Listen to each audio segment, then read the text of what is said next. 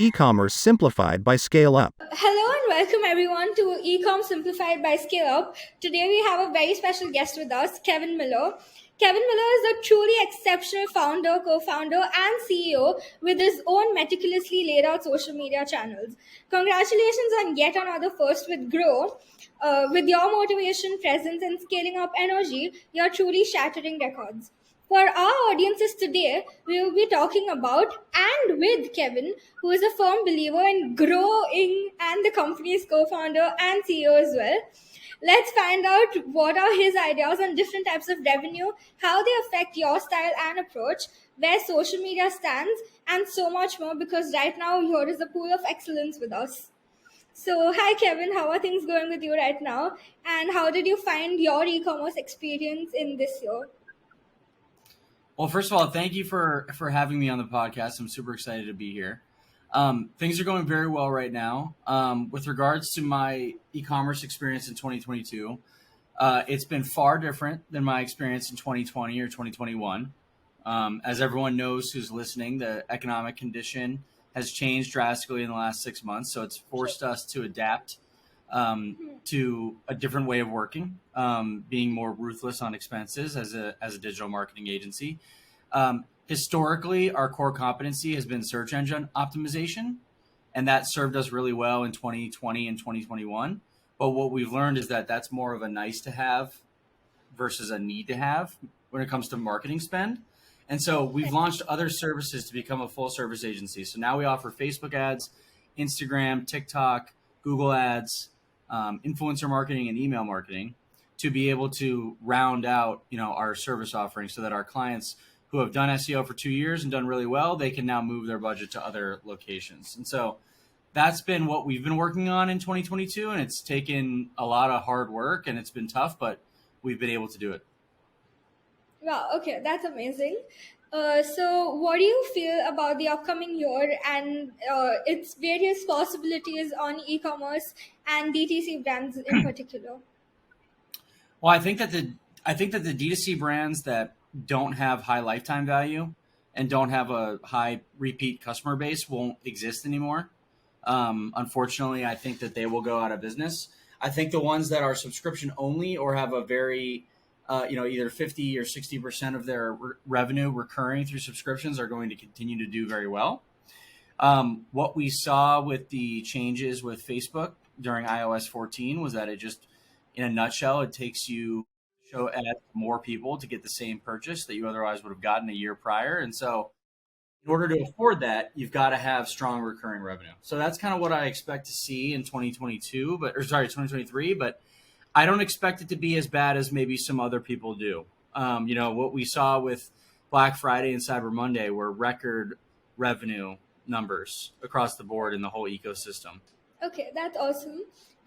Which ad network do you think brings home the better kind of revenue in terms of ROI? I think it depends on what type of business you are. So, for example, if you're selling protein powder, I think the better ad network is Google because you can run ads specifically for that term, which means you're going to find people who are looking specifically for your product. It's the highest intent, and it's the best direct response platform. I think for people who are selling other things, lifestyle products, motivational products, things that don't necessarily have a lot of search volume but could be popular, I think Facebook and Instagram is much better for that. It's a better discoverability platform. It's a better way to get in front of people who don't really know what they want, and you're basically showing them what they want. Okay. In general, where do you think the better quality of the audience is on Google or on Facebook? Well, I think the better quality of the audience is on Google. I think Okay, it's just been around longer. People know what they're going to get there, sure. and from my experience, that customer is better. They spend more money. They're more loyal to the brand, and we can kind of identify this by looking at cohort analysis through a number of our brands. And Google seems to be the more reliable, efficient, cost-effective platform. Okay, okay. How can new businesses assemble a team piece by piece? How did that go for you when you were putting together your fantastic team? Well, we have a very regimented and strict recruiting process. There's 6 different rounds of interviews that you go through. The final round being meeting with myself and my co-founder John. And so I think that that's a big piece of what's been able to help us grow and scale in a way that's organic and good. And we, of course, check for the fit for that role. Can they do the job? Do they have the skills? Do they have the requisite skills? But equally as important or more important is culture. Are they a good culture fit for us? Are they going to be a good teammate to other people? Do they buy into our core values? Those things are really important. And so we don't, all of our growth from 0 to 100 employees has been organic. There's been 0 inorganic additions to the team by way of acquisition. And so I think that goes a long way. And that's why we've been able to stay intact, and we've been able to really get our message out and have people live our values. Okay. What do you think weighs stronger though? Does the cultural value weigh stronger, or the experience that the person has in maybe a previous agency? In my business, it's the culture. I think the skills can be taught easier. True. I think if someone doesn't come to work with the right attitude, then there's not much we can do with them. They probably won't be successful at least our company. So for me, culture is more important. What do you think is more vital, a process focused or a revenue focused organization?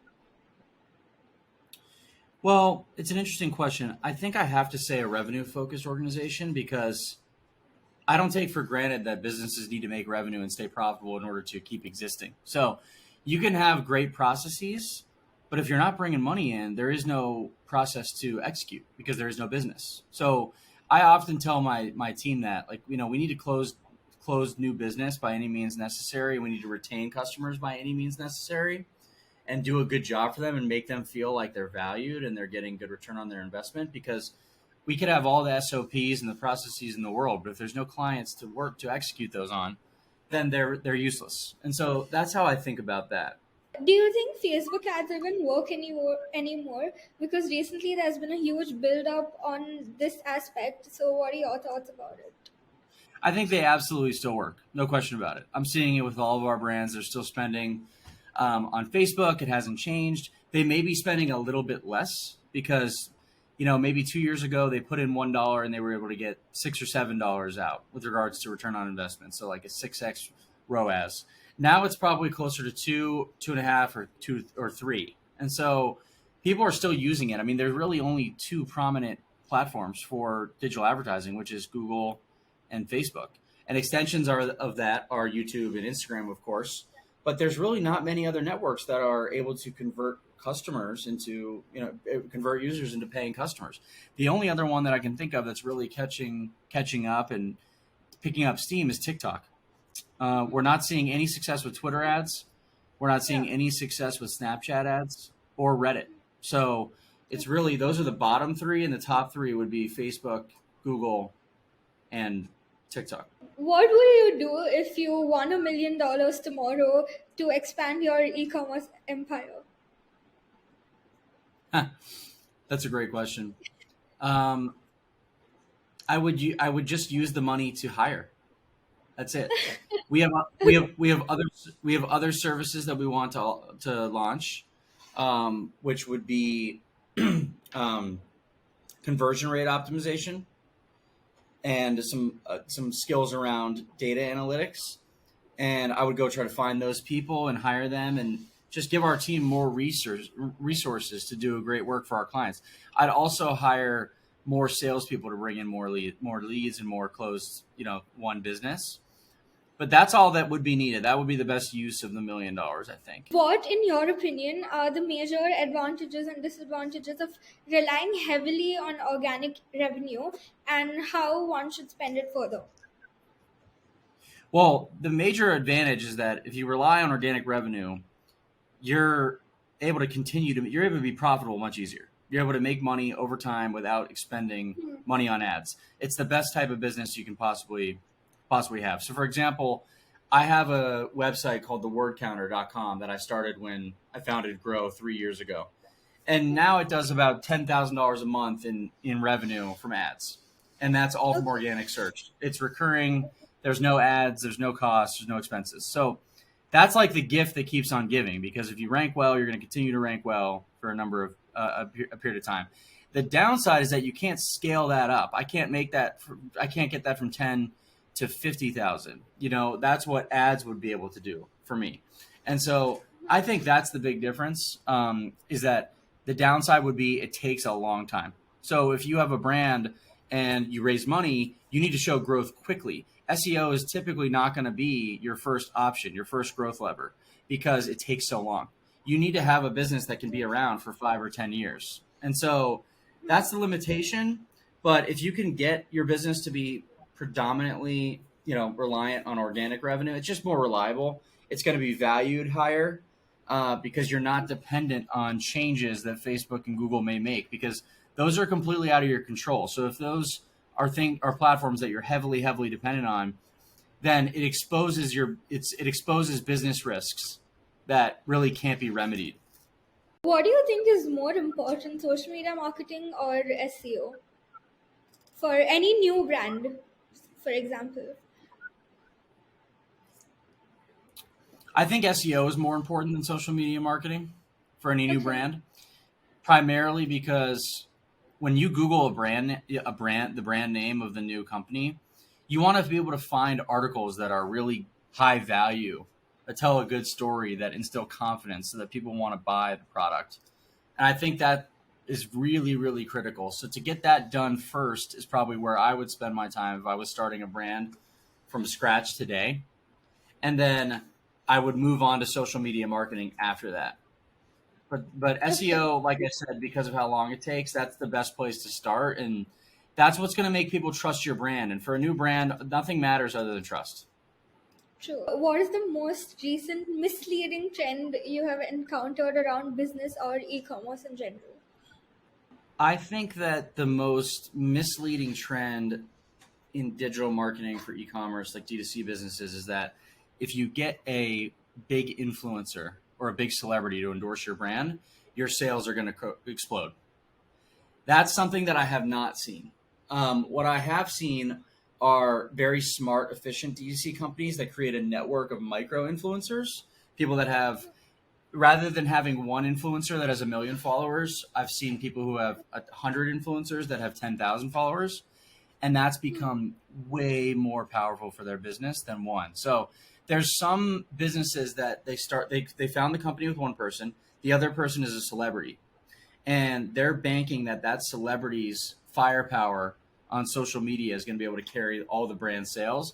And that, to me, has been very misleading. I've not seen that come true in the way that I think people hope it will. Okay, interesting. Okay. What is one most priceless lesson that you have learned throughout your journey in growing GRO? The most priceless lesson that I can share with anyone listening is that you want to treat others the way you want to be treated in business. You don't have to be a jerk to win in business. And I think that's really important. We don't burn any bridges. So the most important lesson is that do not burn a bridge in business no matter what. It's super important. Everyone does reference checks. Everyone says, hey, how do you know Kevin? How do you know Shruti? Like it's a real thing. And if you're a jerk to people, it's going to preclude you from getting other opportunities. And I think that's very important. That's been the best lesson that I've learned. One of my close friends, who's a really successful entrepreneur who sold a digital agency just like mine, I asked him, how'd you become successful? And he said, I became successful by doing business with hugs and handshakes. And I thought that was cool and that was interesting. So that's my best advice regarding that topic. Okay.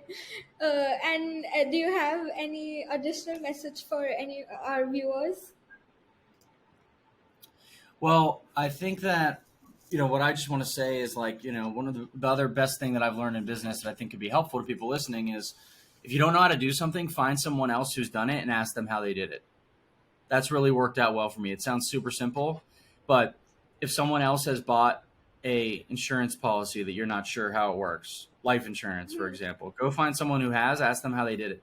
Ask them who they worked with, if it was worth it. Don't just research it online. Get that first person understanding from someone that you trust.